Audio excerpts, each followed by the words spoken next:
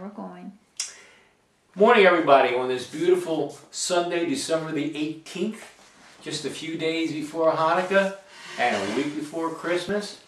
You know, if you've been conscious in this world, there's no way that you could have gotten away from the news about Republican presidential candidate, hopeful anyway, Newt Gingrich, his remarks regarding Palestine and the Palestinians.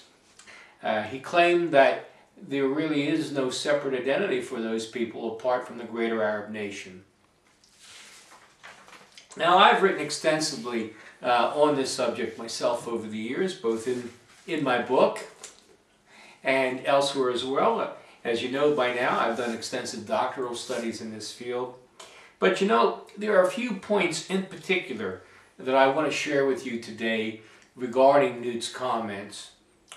First of all, you know, Arabs like to claim that they are the original people of the land, and they are the so-called Palestinians. So let's see what the Roman Empire, which conquered both the land itself and the inhabitants of that land a couple thousand years ago, had to say on this very same matter that Newt got himself enmeshed in. Let's begin by taking a look at the very coins that the conquering Roman Empire issued when they conquered the land from its native inhabitants. Please take a look at the very top cover of my book, and you will notice there's a coin there, and that coin is an Iudea Capta coin, a Judea Capta coin. Note, the inscription again does not say Palestina Capta, doesn't say Arabia Capta, it says Judea Capta, as in Judeans, as in Jews. Next, the Roman and Roman-sponsored historians who wrote during or soon after the revolt of these native people for their freedom and independence against the conquering Roman Empire, which was like the Soviet Union of its day, Pliny, Tacitus, Cassius, Josephus, and others. Well, these Roman historians who wrote a couple thousand years ago had lots to report about the events and the struggles of the native population of the land for their freedom and independence.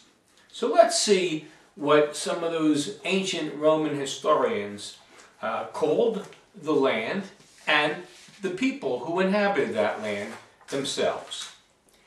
I'm going to read a few excerpts from Volume 2, Book 2 of the works of Tacitus.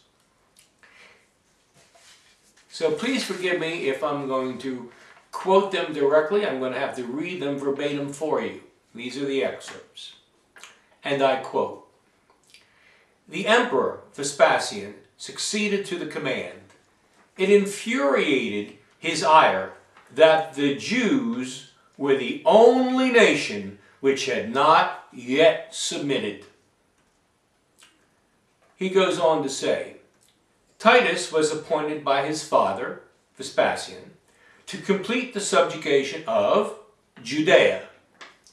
He commanded 3 legions in Judea itself.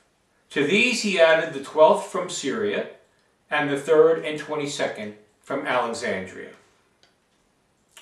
Among his allies were a band of Arabs, formidable in themselves and harboring towards the Jews the bitter animosity usually subsisting between neighboring nations." Those are the words of Tacitus, one of the main Roman historians of the time. Now, those events that I just quoted Tacitus about occurred during the Jews' first major revolt against the Romans in the 1st century of the Common Era. This happened right around the time that Jesus walked the earth. When Rome then decided to further desecrate the temple of the Jews, in the 2nd century, okay, the grandchildren then rose in revolt during the 2nd century, and their leader was the charismatic Shimon Bar Kokhba. Among other things, Bar Kokhba managed to wipe out the entire 22nd Roman legion. Now here are some excerpts from the Roman historian Dio Cassius. And in these excerpts he's discussing the conclusion of this second major revolt of the Jews for their freedom and independence. Here are the words of Dio Cassius from Dio's Roman history. And I quote, "More than 580,000 men were slain, and nearly the whole of Judea was made desolate.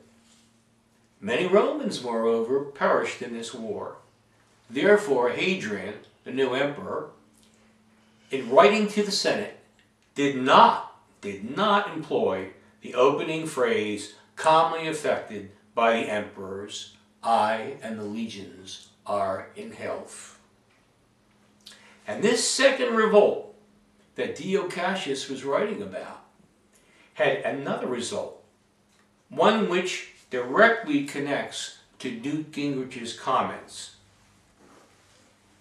Enraged at the Jews' persistence, the Emperor Hadrian decided to completely end the Jewish hopes for independence and freedom once and for all. So he renamed Judea after the Jews' historic enemies, the Philistines.